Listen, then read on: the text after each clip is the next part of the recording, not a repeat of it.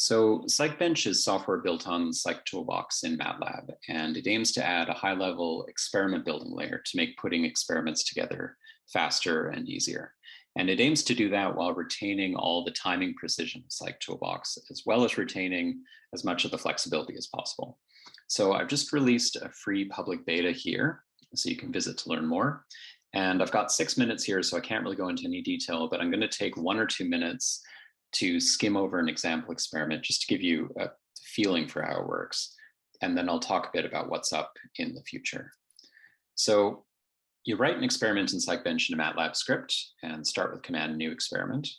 And everything in an experiment is represented by an object, and each object has a class, which just means broadly the kind of thing it is.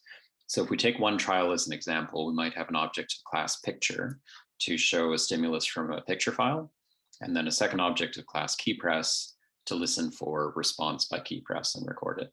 And each object is represented by a struct variable, and the fields of the struct are the object's properties, which you can set for options and parameters to narrow down how it's going to show or work. So for this picture, we could maybe set file name, height to set size on screen in degrees visual angle, start and end for timing in the trial, and report to customize what we see about it in experiment results output. And similarly, we'd set some properties for the keypress object too. And there are lots more properties than these, but typically we only need to set a few like this to get the effect that we want. And the rest we can omit to leave at default values. So once we have all our objects for the trial, we input them to the command add trial, and that defines the trial in memory. And that's one trial. So now to make all the trials for an experiment, what we want to do is define each distinct trial in the experiment once. So ignoring trial repetition and order for now. And we can define them in any convenient order, which means we can automate defining them using for loops through condition values. So maybe something like this, if we had 3 distinct trials corresponding to 3 images that we want to show. And if you had multiple factors to test, you could use multiple for loops, possibly nested to combine conditions.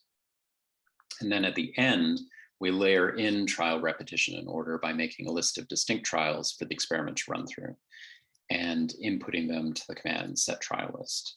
And here, this would just be a vector of numbers or maybe string labels of distinct trials, possibly with repetition to run through.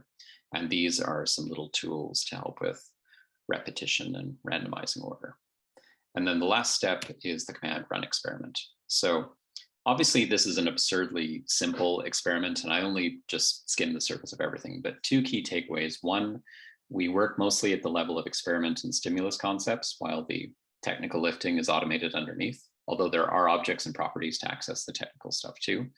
And then 2, these objects are like interchangeable building blocks, meaning any object will work anywhere in any experiment. So a few key core feature highlights.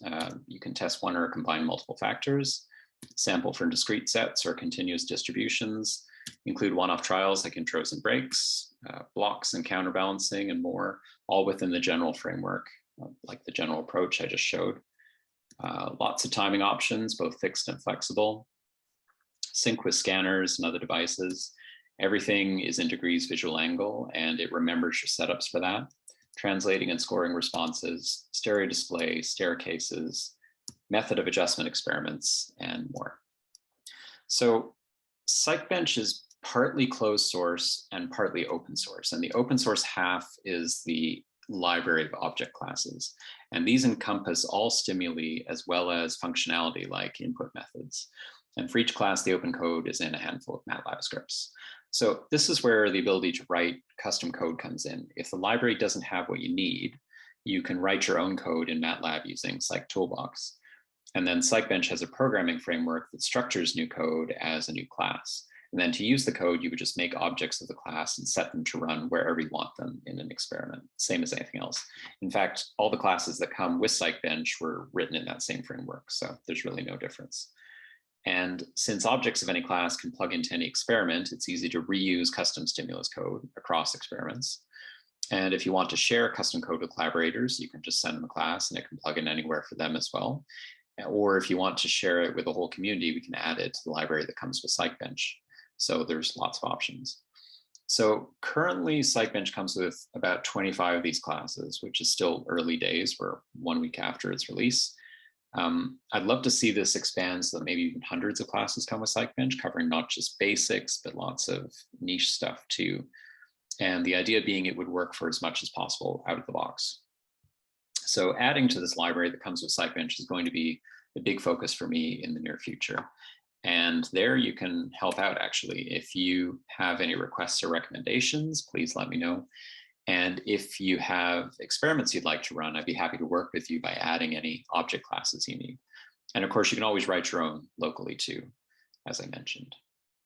So another thing on the horizon is integration with Justin's MGL. So the idea is that PsychBench would work with either PsychToolbox or MGL. Currently, it's just PsychToolbox, but you could have either or both coming up. And then lastly, a longer term possibility. So PsychBench is free software for the foreseeable future. And currently it's just me doing it mostly on evenings and weekends, actually.